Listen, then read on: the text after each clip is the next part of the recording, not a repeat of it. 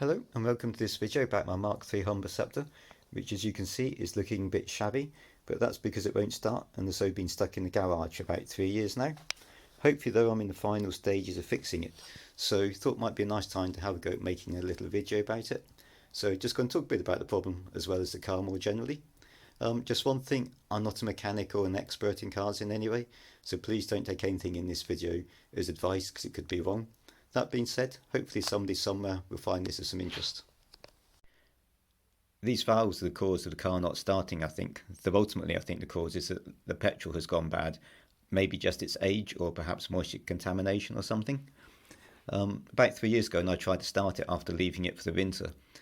The engine turned over fine but just wouldn't fire, and I found that there wasn't any petrol getting to the carburetors, so I assumed it was the pump, but replacing that didn't help, and then found that the brass bits in the carburetor, such as these valves and the jets, are jammed. This is one of the float or needle valves, whatever they're called, and these screw into the top of the float chamber at the bottom of the carburetor, and the float pushes on the tip of the valve to control the amount of petrol it enters. As you can see from comparing this with a older one which was replaced in a routine servicing of the carburetor some years ago, it's gone really dull, and the needle itself, or the tip of the valve itself, is jammed, whereas on these you can move it still. And the strange thing is this discoloration happened really quickly. I replaced them once and the car ran fine. I then tried to start it again a day or two later to get it out the garage, and whilst it started it was like it's only running on 2 or 3 cylinders, and when I took it apart again found these were back in this sort of condition. So I've cleaned out the carburetors and replaced these valves yet again, added a fuel filter as well as the new pump, and are now replacing the petrol tank. So hopefully after the new petrol too, everything will be okay. So here's the old and the new fuel tanks, and the only difference I can see between them I need to do something about is that the new one has this tube here for a breather. So I'll need to run the tube up around the boot and down under the car for that to breathe through. I'm not sure what's required, but I'll probably fit a 2-way valve in, but it's something I need to do some research on to find out what's safe and legal, but hopefully it won't be too big an issue to resolve. The old tank, by comparison, either breathed through the filler cap, but I can't see any holes in it for that, or there's this little bit on top which may be a breather valve perhaps. If it is that, it's a bit odd because it would have vented into the boot, but it's the only thing I can see on there that could be for that purpose. And then looking inside the tank and my theory about fuel contamination, about 20 years ago I wanted the tank replaced, but I couldn't get a new one at the time. And the garage I took it to sent the tank away and had a sort of chemical treatment done which lined the inside of the tank, which is probably the black remnants you can see in there. And I'm just wondering whether that had reached the end of its life, because clearly a lot of it's gone, and whether it could have somehow contaminated the fuel that way. Might be a nonsense theory, but it's just one I have. But anyway, I'm glad being able to get a new tank, because either way it stops that being an issue now. This is the sender unit from inside the petrol tank, and I've cleaned it up hoping to reuse it, but unfortunately the arm doesn't drop freely. So particularly at the lower end of the range where you want to be fairly certain what fuel you got left, it's quite stiff. So it's possible that maybe with the vibration of the car whilst it's in use it would naturally drop down, but that seems a bit hit and miss, so decided to get a replacement. Moving on to talk more generally about the car now. It's got a 1725cc 4-cylinder engine with an aluminium cylinder head and twin Zenith Stromberg 150 CDS carburetors. Now that they've got their new needle valves along with new gaskets and the floats have been set, before I next try and start the engine, just got a few more tasks still to do, such as set the jets to their default settings, put the air filters on, that sort of thing. Down here there's the new fuel pump, and then just above it the new fuel filter. That's going to need repositioning. I think it's putting the pipe under a bit of strain, and it's also going to rub, so before I go too far with the car I'll deal with that.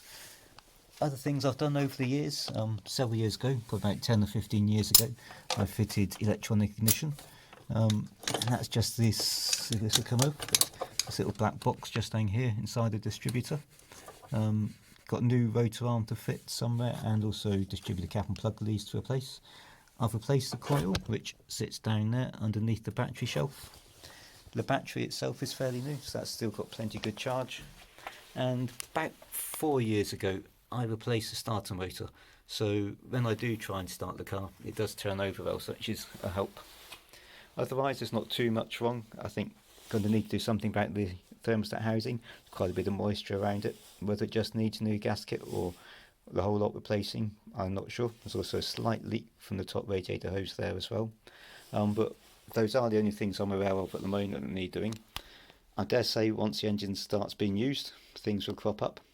One thing I know can happen is that seals can harden because it's not being used, and so they can start break up, and that's particularly concerned with the brakes where that can happen. But before I take it out, I will be getting the brakes professionally checked over to make sure they're as safe as possible. But yeah, otherwise I think the engine's in pretty good nick, and hopefully won't give too much trouble. And finally we come to the inside of the car, and one of my favourite bits, which is the walnut veneered dashboard, which I think looks very smart but without being over the top.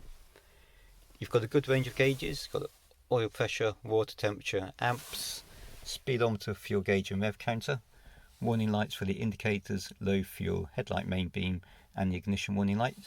Don't know if you can see it, but you can flip the lenses on the headlight and the indicator warning lights to dim those if you want to. You've got switches for side light, headlight, dashboard lights, wiper, washer, fan and the heater controls. Radio and bill radio, that wasn't originally with the car when we got it, that was added in the early 70s, and then this we added in the 80s, which is an intermittent wiper control. Down the centre console you've got a clock, gears obviously, ashtray, cigarette lighter, and there's another cigarette lighter in the back, and got a useful tray here. The handbrakes on the right hand side down by the door.